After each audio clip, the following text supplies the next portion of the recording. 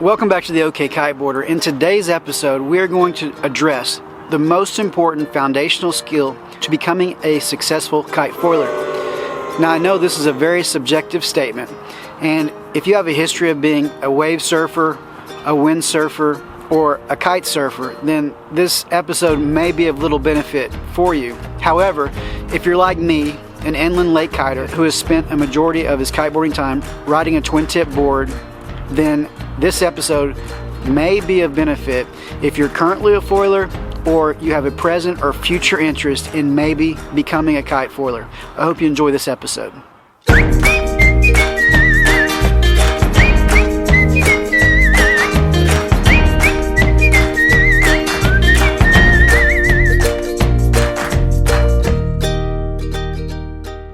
I've mentioned briefly in past episodes what I believe is the absolute importance to be able to connect your feet to the deck of the board.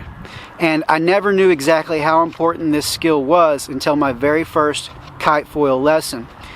After a few minutes, I took off on my initial water start, and all I did was careen upwind completely out of control and not be able to do anything else but go upwind. I wasn't able to break over the top of the board and break that fulcrum. In this episode, I want to address those historical twin tippers that have bad habits and teach you a way to retrain your body to develop this specific skill for kite foiling. I hope everyone understands that to be a successful kite foiler, you have to be able to keep your feet connected and be able to gently apply pressure through the heels of your feet and the toes and balls of your feet. For the training progression in this episode, I've broken it into 3 phases. The first phase is your twin tip phase. The second phase is your surfboard or unidirectional strapless board phase. And the third is on the foil board phase for progression. Beginning on your twin tip board, start riding your board in both directions, trying to alternate heel and toe pressure as quickly as you can, and really more reactively. So what you're doing here is you're going to start riding in S curves. As you get more and more comfortable, make these S curves look something more like Z curves that are really more aggressive. Again, the key here is to be reactive in keeping your feet flat on the deck and applying toe and heel pressure with your movements. As you get more and more comfortable with this activity, then start being even more reactive in such that maybe you're catching a roller and taking that roller downwind and getting over on your toe side quickly, or maybe getting very aggressive on riding your twin tip board in a downwind direction. So a downwinder is a really good skill for this as well. Even in this training video, you can see that I'm much more competent and much more aggressively skilled riding to my goofy to the right side than I am to my left. And this sure enough carries over to me on a foil. I'm much more competent riding to the goofy side than I am to the regular side.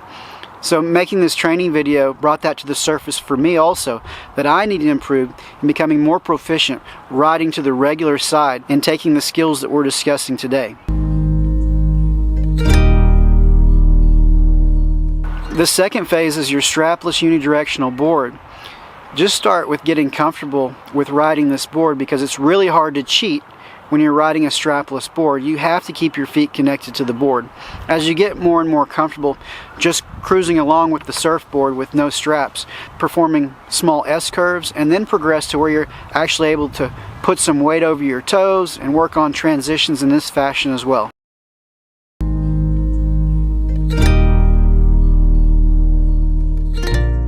The third phase is now you're up on your foil board. You're going to know immediately whether or not you have made a lot of progress, because right from the beginning, the water start on the foil board, you're going to know if you're going to be able to break that fulcrum and get on top of the board.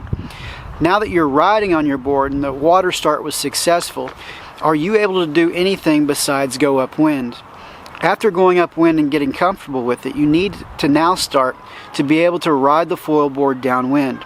This is performed in a number of different ways, but really I believe the solid foundational skill here is to be able to keep your feet flat and connected to the board and apply gently heel and toe pressure through the board.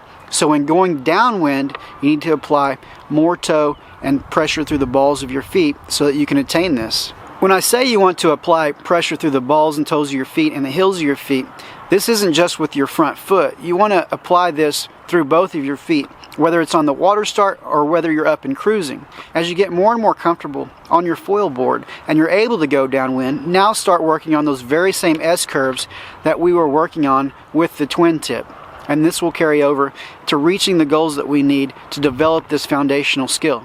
Just to recap, the foundational skill that I think is most important to being a successful foil kiter is keeping your feet connected to the board and being able to apply pressure through the balls and toes of your feet in a precise fashion. Progress with your twin tip, being able to ride in multiple situations and getting very aggressive with S-turns. Then go to a unidirectional strapless board and get comfortable riding that, and then progress into small S-curves with the unidirectional strapless board. And then finally, getting on that foil board and applying the very same fundamentals that you just progressed with on your twin tip and your surfboard. Also, an extra point for those that are stuck in for a cold winter and they'd like some dry land training. I recently had one of my good friends call me up and say, hey, I just bought this one wheel, and he's currently commuting to work in downtown Tulsa using the one wheel.